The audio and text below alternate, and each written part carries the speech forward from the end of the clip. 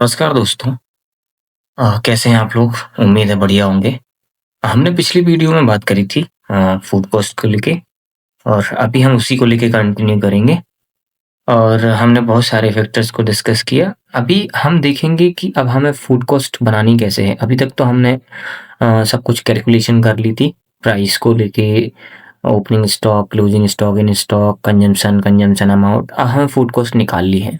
तो हम क्या करेंगे, सबसे पहले हमें वापस से यहाँ पे चाहिए opening value, in stock value, फिर कंजम्पशन अमाउंट ये वाला, उसके बाद क्लोजिंग वैल्यू। ओपनिंग वैल्यू के लिए हम क्या करेंगे, यहाँ पे फिर से एक फॉर्मूला लगाएंगे जो यहाँ पे लगा हुआ है सेम। मैंने पहले भी बताया था फेरर का फॉर्मूला।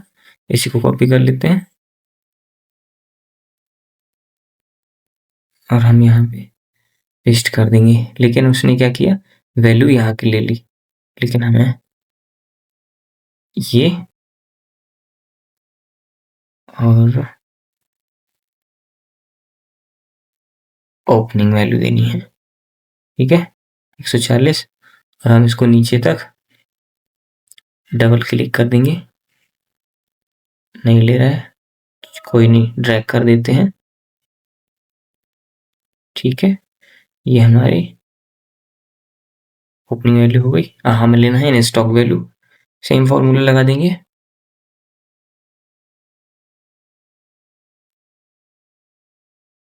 प्राइस से इन स्टॉक, ये हमने लगा दिया स्टॉक इन पे।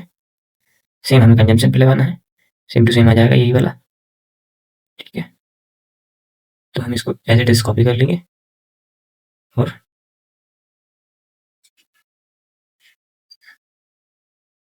यहाँ पे भी सेम फॉर्मूला लग गया।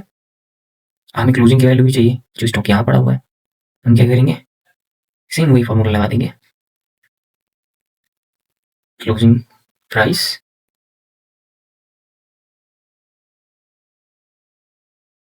से क्लोजिंग वैल्यू को मल्टीप्लाई करके। देखिए, तीनों चीज़ों की हमारे पास कैलकुलेशन आ चुकी है। ओपनिंग की वैल्यू ये है, स्टॉक इन की वैल्यू ये है, कंजम्पशन अमाउंट ये है और क्लोजिंग वैल्यू ये है। हमने क्या किया है, हमारी जो सेल हुई है, ये मैंने सेल डाली हुई है यहाँ पे। ठीक है, 3,80,598 और ये 17,171 मेरा टैक्स लगा हुआ है। मैंने सेल से टैक्स माइनस करके 3,63,427 हमारी नेट सेल है। हमने क्या किया, आप एक फॉर्मूला लगा दिया है, सिंपल फॉर्मूला है।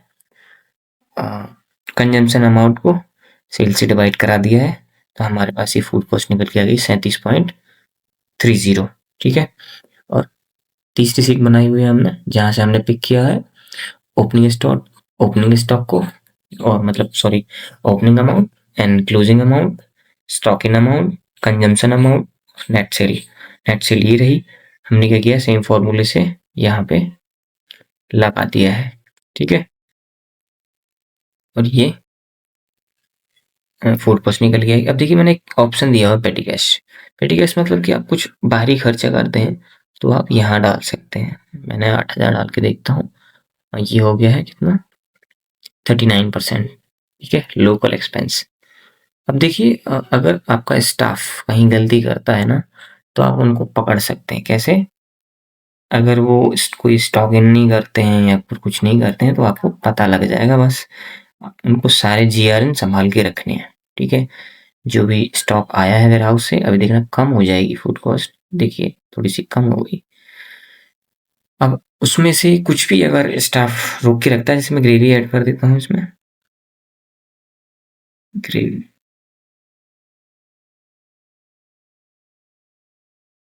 अंडे ऐड कर देते हैं, गुलाब जामुन कुछ भी, अंडे ऐड कर देते हैं, सॉर्ट रहे, 42% हो गई फूड कॉस्ट, है ना। तो आपको डेली बेसिस पे स्टॉक इन लेना है। ठीक है, स्टॉक आउट का कॉलम आप चाहें तो स्टॉक आउट भी दे सकते हैं। स्टॉक अगर उसके लिए है, स्टॉक आउट अगर आपके पास बहुत सारे किचन है जहां आप एक साथ मैनेज करना चाहते हैं, तो उसके लिए स्टॉक आउट का भी ऑप्शन है। स्टॉक आउट आपको फिर यहाँ पे इंसर्ट करना होगा इन स्टॉक के जस्ट साइड में एक और कॉलम देंगे, तो यहाँ से स्टॉक आउट कहाँ से माइनस होगा, टोटल वैल्यू से माइनस होगा, मतलब कि क्लोजिंग से माइनस हो जाएगा, कंजम्पशन से चला जाएगा उतना। ठीक है, उसके बारे में हम चाहे तो कमेंट सेक्शन में बता दीजिएगा, अलग से एक वीडियो बना देंगे तो आप समझ जाएंगे। Thank you guys.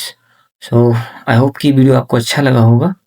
अभी हम अगले वीडियो में डिस्कस करेंगे P&L, प्रॉफिट एंड लॉस, क्योंकि ये सिर्फ फूड कॉस्ट के लिए था। जैसे कि फूड कॉस्ट कैसे काउंट करना है हमें, ये सिर्फ फूड कॉस्ट के लिए है, इसमें सिर्फ फूड से ही रिलेटेड है और कुछ भी नहीं है, इसमें अदर एक्सपेंसेस कुछ नहीं है, ये फूड कॉस्ट के लिए है। अब फूड कॉस्ट, ये तो मैंने फूड कॉस्ट बता दिया आपको, लेकिन आप फूड कॉस्ट को कैसे मेंटेन करेंगे? फूड कॉस्ट हाई हो गई तो ये तो एक आपके पास है, कहीं से सप्लाई आ रही है, ये वेंडर नेम है, वेंडर कितने क्या प्राइस पे दे रहा है आपको, वो डिपेंड करता है। लेकिन आप फूड कॉस्ट को कम कैसे करेंगे, तो आपको रेसिपी कॉस्ट निकालनी पड़ेगी। रेसिपी कॉस्ट का एक मैं अलग से वीडियो लेके आऊँगा, हम रेसिपी की कॉस्टिंग पे डिस्कस करेंगे, है ना? जब आपकी रेसिपी कॉस्ट रेडी हो जाएगी, फिर हम फूड कॉस्ट पे फिर ये फूड कॉस्ट आती है। लेकिन फर्स्ट प्रायोरिटी आपकी रेसिपी कॉस्ट है। अगर रेसिपी की कॉस्ट ही हाई है, तो फूड कॉस्ट ऑटोमैटिकली हाई चली जाएगी। ठीक है? तो पहले रेसिपी कॉस्ट, फिर फूड कॉस्ट, इसके बाद P&L। P&L में क्या होता है, आपके सारे के सारे एक्सपेंस जुड़ जाते हैं उस पर्टिकुलर आउटलेट के, उस पर्टिकुलर कैफे रेस्टोरेंट के। ठीक है? तो थैंक यू सो मच, मिलते हैं अगले वीडियो में। थोड़ा अपना सपोर्ट कीजिए, मेरा चैनल नया है। Thank you so much guys, thanks a lot.